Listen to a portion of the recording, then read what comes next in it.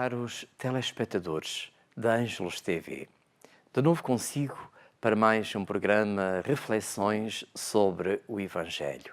É importante iluminar este tempo que estamos a viver, o tempo dos últimos domingos do ano litúrgico. O ano litúrgico termina já no outro domingo, que é a solenidade de Cristo Rei, de Jesus Cristo, Rei do Universo. E a Palavra de Deus vem ao nosso encontro para nos iluminar também nesta nossa tensão do fim dos tempos. O fim do ano litúrgico traz até nós esta catequese, uma catequese sobre as realidades últimas, como antes até dizíamos, sobre os novíssimos do homem. Precisamos de parar, de escutar os ensinamentos de Jesus, que são libertadores, porque estes temas muitas vezes são fonte de inquietação. Facilmente nos angustiam e deprimem quando damos por nós a pensar na realidade da morte, quer na nossa, quer daqueles que amamos. Ainda recentemente, no dia 1 e 2 de novembro, celebrávamos a festa de Todos os Santos e a dos fiéis defuntos, e são vivências densas. Quando nos confrontamos com a realidade da morte, com as últimas realidades, muitas vezes isso é fonte de angústia, quase de depressão. Ora bem, mas é nesse contexto que é preciso iluminar e que a Palavra de Deus vem para ser luz, e onde parece haver trevas, ela é fonte de libertação. Quando o mundo nos amarra com os seus critérios e nos faz experimentar que a vida afinal não tem sentido, que a vida acaba já ali, a Palavra de Deus rasga horizontes, faz-nos olhar a vida segundo a dimensão do amor de Deus. E estamos recordados que no domingo passado Jesus apresentou-nos a parábola das 10 virgens, as 5 prudentes e as 5 insensatas. O horizonte e o sentido dessa parábola eram, estaremos recordados, a vinda definitiva de Jesus, se quisermos a segunda vinda de Jesus, que nos há de encontrar atentos e vigilantes. Uma parábola cheia de significados. O azeite que as prudentes tinham era, e que faltava às imprudentes, era a caridade fraterna, os gestos de amor concreto, a palavra que ilumina, a veste resplandecente que é preciso vestir quando o Senhor vem ao nosso encontro. Vivendo deste modo, estaremos então sempre prontos a cada momento. E por isso dizíamos que este encontro com o Senhor não há de ser unicamente um futurível, incerto, lá quando o Senhor vier um dia. Dizíamos que é importante em cada momento estarmos preparados, em cada momento da nossa vida estarmos disponíveis e revestidos com a veste do amor para sermos reconhecidos como discípulos do Senhor. Ora, no próximo domingo, a perspectiva das coisas últimas permanece nas intenções de Jesus, que pretende continuar a preparar os discípulos com catequeses adequadas para a missão que se aproxima. Jesus está a viver os últimos dias. São os últimos instantes de convívio próximo com os discípulos. É preciso prepará-los para a missão que já se adivinha. Depois das parábolas das 10 virgens, Jesus narra agora a parábola dos talentos e do Senhor que vem para levantar os rendimentos dos bens. Uma nota comum entre estas duas parábolas, a do domingo passado e a do próximo domingo, que é o Senhor que vem. Na parábola das 10 virgens, o noivo que está para chegar. Nesta parábola dos talentos, o Senhor que vem para levantar os rendimentos dos seus bens que tinha investido com os seus administradores. Vamos escutar esta parábola com a inquietação de perceber o que é que o Senhor nos quer dizer pessoalmente a cada um de nós. Evangelho de Nosso Senhor Jesus Cristo segundo São Mateus. Naquele tempo, disse Jesus aos seus discípulos a seguinte parábola. Um homem, ao partir de viagem, chamou os seus servos e confiou-lhes os seus bens. A um entregou 5 talentos, a outro 2 e ao outro 1, conforme a capacidade de cada qual. E depois partiu. O que tinha recebido 5 talentos, fê-los render e ganhou outros 5. Do mesmo modo, o que recebera 2 talentos, ganhou outros 2. Mas o que recebera um só talento foi escavar na terra e escondeu o dinheiro do seu senhor. Muito tempo depois, chegou o senhor daqueles servos e foi ajustar contas com eles. O que recebera 5 talentos, aproximou-se e apresentou outros 5, dizendo: Senhor, confiaste-me 5 talentos. Aqui estão outros 5 que eu ganhei. Respondeu-lhe o senhor: Muito bem, servo bom e fiel. Porque foste fiel em coisas pequenas, confiar-te-ei as grandes. Vem tomar parte na alegria do teu senhor. Aproximou-se também o que recebera 2 talentos e disse: Senhor, confiaste-me 2 talentos. Aqui estão outros 2 que eu ganhei. Respondeu-lhe o senhor: Muito bem, servo bom e fiel. Porque foste fiel em coisas pequenas, confiar-te-ei as grandes. Vem tomar parte na alegria do teu senhor. Aproximou-se também o que recebera 1 só talento e disse: Senhor, eu sabia que és um homem severo, que colhes onde não semeaste e recolhes onde nada lançaste. Por isso, tive medo e escondi o teu talento na terra. Aqui tens o que te pertence. O senhor respondeu-lhe: Servo mau e preguiçoso, sabias que ceifo onde não semeio e recolho onde nada lancei. Devias, portanto, depositar no banco o meu dinheiro, e eu teria, ao voltar, recebido com juro o que era meu. Tirai-lhe então o talento e dai-o àquele que tem 10, porque a todo aquele que tem, dar-se-á mais e terá em abundância. Mas àquele que não tem, até o pouco que tem lhe será tirado. Quanto ao servo inútil, lançai-o às trevas exteriores. Aí haverá choro e ranger de dentes. Palavra da salvação. Recordamos mais uma vez que as parábolas de Jesus, nos capítulos 24 e 25, são motivadas pela pergunta de Jesus, que estava no Horto das Oliveiras, pergunta a Jesus que os discípulos fazem. Jesus está diante da cidade de Jerusalém. É difícil imaginarmos o que vai no seu coração, de desalento, digamos assim, de tristeza. Jesus chora sobre a cidade de Jerusalém, diante desta visão que os discípulos lhe perguntam: Mestre, quando acontecerão estas coisas? Já no domingo passado referíamos esta pergunta, que é a motivação de todas estas parábolas dos capítulos 24 e 25 do Evangelho de Mateus. São várias, todas elas focadas no Senhor que há de vir, nas últimas realidades. Estas coisas são a consumação, perguntam os discípulos, quando acontecerão estas coisas? Ora, estas coisas são a consumação do reino de Deus, as coisas últimas, a redenção definitiva, se quisermos, o abraço de Deus, o encontro definitivo de Deus com a humanidade, com cada um de nós. Jesus está a concluir a sua missão. Dentro em breve será preso, será a sua paixão, a morte, a ressurreição, a sua Páscoa. Era importante deixar os discípulos robustecidos para que eles se tornassem verdadeiros profetas do seu reino e pudessem continuar a sua missão.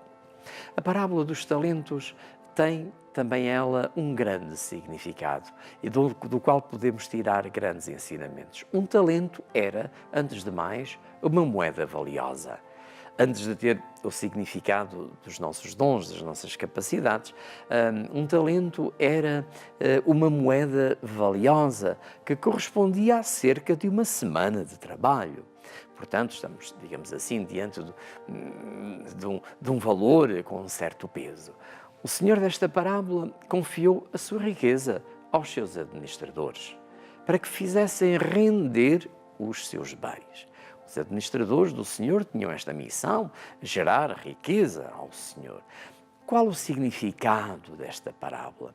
Tradicionalmente, a parábola dos talentos tem sido vista como uma exortação aos discípulos de Jesus a usar os seus dons, ou melhor, os dons dados por Deus. No fundo, Jesus está a falar para os discípulos, está a responder à pergunta dos discípulos. E, portanto, Jesus, no fundo, está a passar uma mensagem para os discípulos. A parábola dos talentos, então, é uma exortação a que os discípulos se colocassem ao serviço de Deus, para assumir os riscos pela causa do reino de Deus. Portanto, é, antes de mais, uma mensagem que Jesus quer transmitir aos discípulos que estão inquietos sobre o significado das palavras de Jesus. E com esta parábola, Jesus, no fundo, está-lhes a dar também o seu testemunho. E o testemunho de Jesus foi o de dar a vida em plenitude para edificar o reino de Deus. Por isso o que se pede agora aos discípulos não será outra coisa senão isto mesmo, dar a sua própria vida. E não simplesmente dar coisas, dar um pouco do seu tempo, dar um pouco da sua capacidade, tal como Jesus se deu totalmente à humanidade. Assim também os discípulos, que não são mais do que o Mestre, são chamados não a dar coisas, mas a darem-se totalmente, porque só assim podem construir o reino de Deus. Nesta parábola há também uma denúncia velada aos responsáveis do povo, que por um lado receberam o dom da aliança, mas se desviaram dele.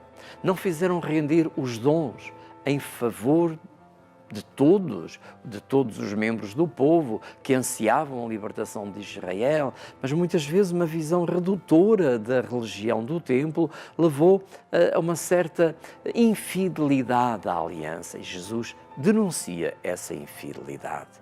Por isso, quem escondeu o talento, em vez de o pôr a render, será proscrito e castigado.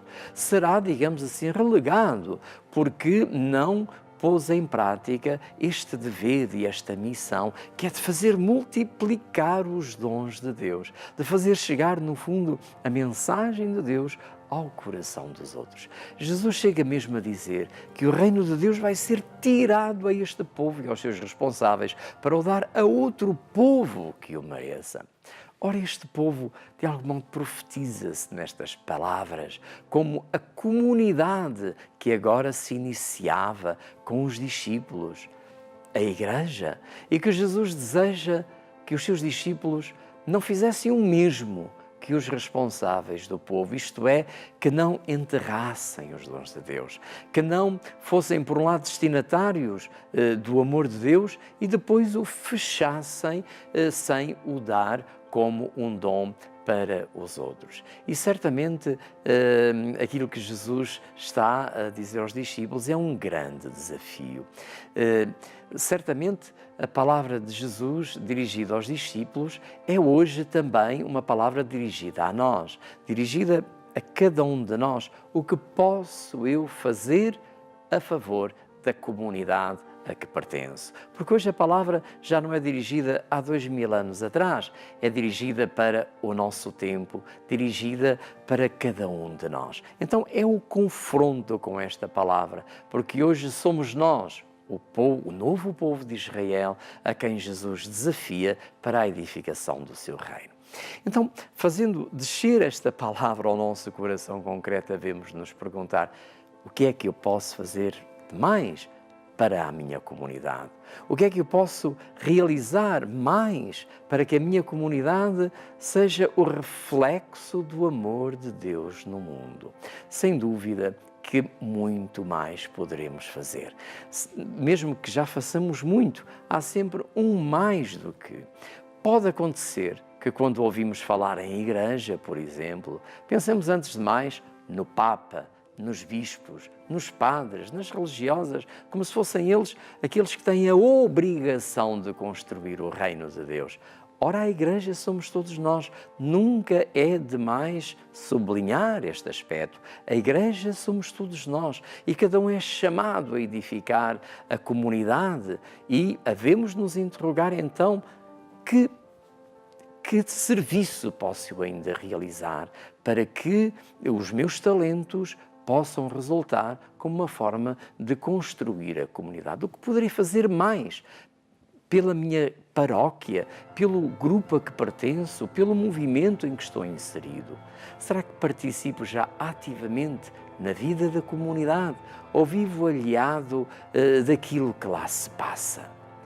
Um católico praticante, e muitas vezes ouvimos esta expressão de que eu sou um católico não praticante. O que é um católico não praticante? Certamente havemos de respeitar as atitudes de cada um e respeitamos-las mesmo, mas um católico praticante, no fundo, o que é?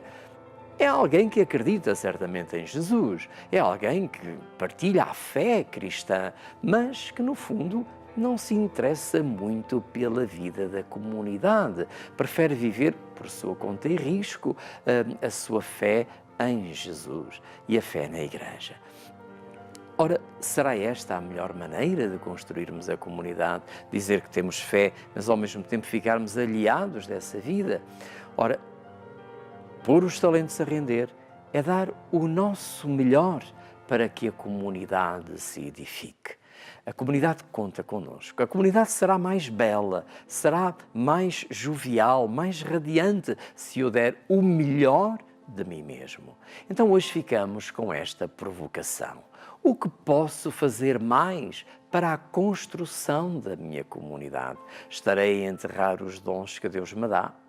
Isto é, os talentos são também todos os dons humanos, naturais, com que Deus dotou a minha vida. E aí uns têm jeito para cantar, outros sabem ler bem, outros administram bem, outros organizam bem. E a comunidade precisa de todos estes dons, de todos estes talentos.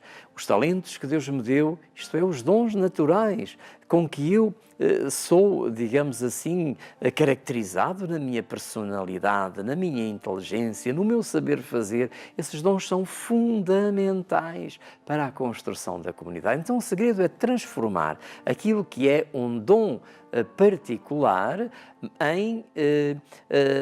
num verdadeiro carisma, um dom para os outros. Um carisma é um dom a favor do bem dos outros.